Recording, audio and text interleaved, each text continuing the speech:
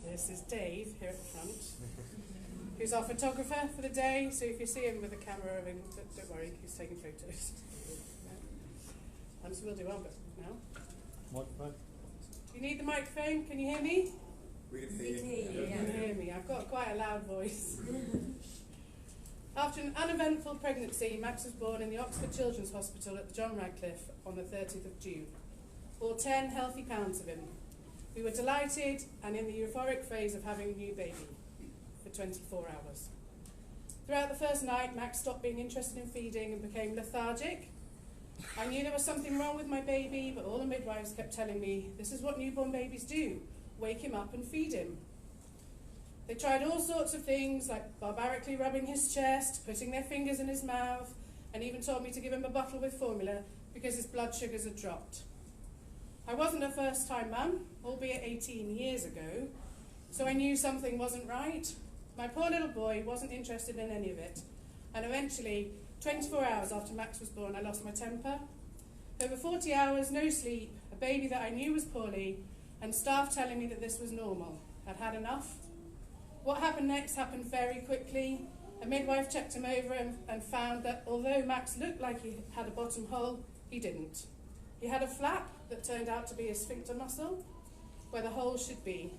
It almost looked like a perfect bottom, but not quite. And in the photographs that John and I took after the birth, we can now see that indeed there was no opening. Max was taken to the high dependency newborn care unit and prepped for surgery. We were told that Max had something called an anorectal malformation, something that neither of us had ever heard of.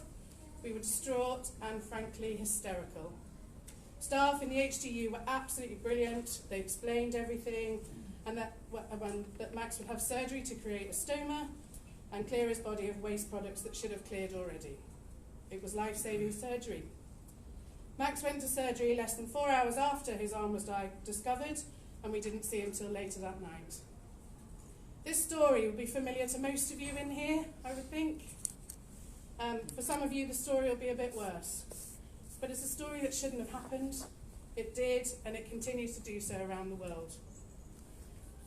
We went about living our lives. Max had all his tests that needed and the 2 further surgeries to repair his bowel and close his stoma over the next 8 months. We had some difficult times and went through a whole range of emotions. As we learned more about this, we decided very early on that although the ARM would be part of Max forever, we would work hard to not let it define him. We hoped that we could bring him up to be proud of what he had come through and would continue to go through, and that he'd be an ambassador for the IA-ARM world. The ARM didn't stop us doing anything. We swam, we camped, we did all the baby groups, and along the way we educated so many people about stomas and about the anorectal malformation. Our friends, family, professionals, and frankly anyone that would listen. We didn't hide it or the stoma, and if we had our time again, we'd do exactly the same thing. I don't have a loud voice. So in August 2018, we were lucky enough to link with Greg to the Facebook group. We bought his book, we read it and started chatting with him. We learned all about the 1 in 5,000 Foundation, as he's spoken to all about, and the aims, which of course resonated with us as well. But we couldn't really understand that something with an occurrence of 1 in 5,000 had so little awareness. And how come the UK had so little joined up support and no parent-led support groups? The more we talked to Greg about the aims, the more we wanted to do something in the UK, and we had begun to talk to Greg about it. When he told us about the seminar he was running in Melbourne, we began talking about bringing the same thing to the UK. On a late evening in November 2018, we logged onto Facebook for the live streaming of his educational seminar, and we watched intently. But tragically, 2 days later, Max died very suddenly at aged 17 months. Nothing related to his anorectal malformation. It was something more rare, in fact. What followed was an outpouring of love and support from our families and friends and Greg. Max's death affected Greg more than we expected.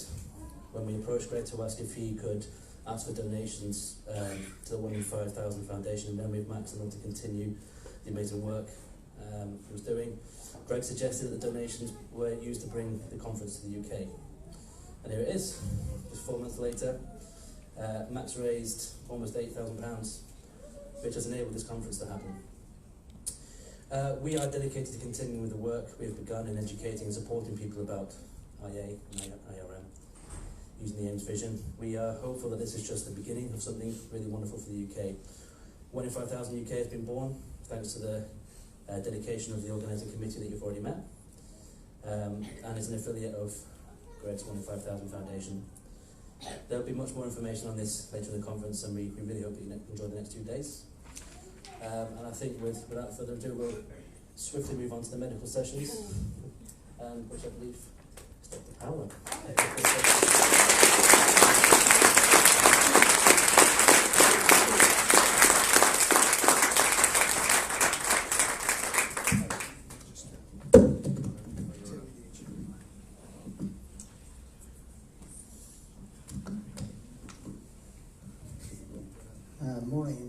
Morning to everyone. My name is Paolo De Coppi, and I'm one of the consultants at Great Ormond Street Hospital.